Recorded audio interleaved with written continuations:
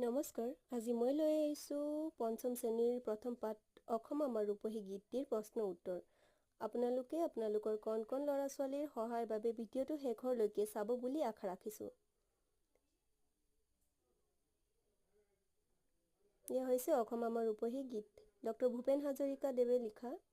প্ৰথম প্ৰশ্ন আছে, ডক্টৰ ভূপেন হাজৰিকা আই বুলি কাক সম্বোধন কৰিছিল? মই উত্তৰটো সৰু কৰি লিখি দিছোঁ, অৰ্থাৎ চমু কৰি লিখি দিছোঁ। আপোনালোকে উত্তৰসমূহ প্ৰশ্নৰ লগত মিলাকে লিখিব বুলি আশা আছে। উত্তৰটো হৈছে অসমক। ২ নম্বৰ প্ৰশ্ন, ডক্টৰ ভূপেন হাজৰিকাই মাঘ মাহত কি আদৰাৰ কথা কৈছে? উত্তৰ, লখিমী আদৰাৰ কথা কৈছে। ৩ নম্বৰ প্ৰশ্নটো আছে, শৰত নিশা আইৰ কেক কিহেৰে সজায়? শৰত নিশা আইৰ কেক তৰাৰে সজায়। ৪ নম্বৰ প্ৰশ্নটো আছে, পাহাৰ ভৈয়ামৰ মিলন হেতু কিহে গঢ়ে? উত্তৰ, ৰামধেনুহে গঢ়ে।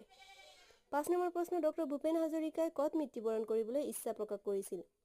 এইটো হৈছে উত্তৰ, অসমত মৃত্যুবৰণ কৰিবলৈ ইচ্ছা প্ৰকাশ কৰিছিল। তাৰ পাছত আছে ৬ নম্বৰ প্ৰশ্নটো। ৬ নম্বৰ প্ৰশ্ন, এই গীতটোত ডক্টৰ ভূপেন হাজৰিকাই সূৰ্য উঠা দেশ মানে কাক বুজাইছে? এই গীতটোত ডক্টৰ ভূপেন হাজৰিকাই সূৰ্য উঠা দেশ মানে অসমক বুজাইছে। অসম আচলতে দেশ নহয়, ৰাজ্য, কিন্তু ডক্টৰ ভূপেন হাজৰিকাই গীতটোত অসমক দেশ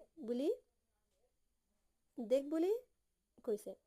৭ নম্বৰ প্ৰশ্নত আছে, গীতিকাৰ ডক্টৰ ভূপেন হাজৰিকাই গোটেই জীৱন বিচাৰিলেও অসমৰ দৰে আন ক'তো কি নোপোৱাৰ কথা কৈছে? উত্তৰ হৈছে অসমৰ দৰে ৰহাল মাটি। তাৰপাছত সমাৰ্থক শব্দ, পদুমৰ সমাৰ্থক শব্দ হৈছে কমল, ঘৰৰ গৃহ আলয়, আকাশৰ হৈছে মহাকাশ, তাৰপাছত বায়ু হৈছে বতাহ পৱন, পৃথিৱীৰ ধৰা ধৰিত্ৰী। বিপৰীত শব্দ আছে প্ৰশ্ন উত্তৰ য'ত লিখা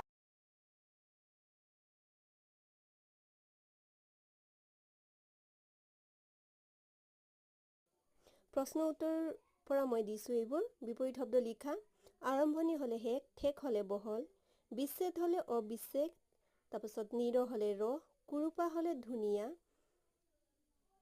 এইখিনি হৈছে বিপৰীত শব্দ। তাৰপাছত তাত আছিলে আস্থানি মিলাও আহা, যি চিত্ৰ আঁকে তেওঁক চিত্ৰকাৰ কয়, যি ৰহেৰে পৰিপূৰ্ণক ৰহাল কয়, যি সোণৰ নিচিনা বৰণৰ সোণালী, যি গীত লিখে গীতিকাৰ। ধন্যবাদ সকলোকে।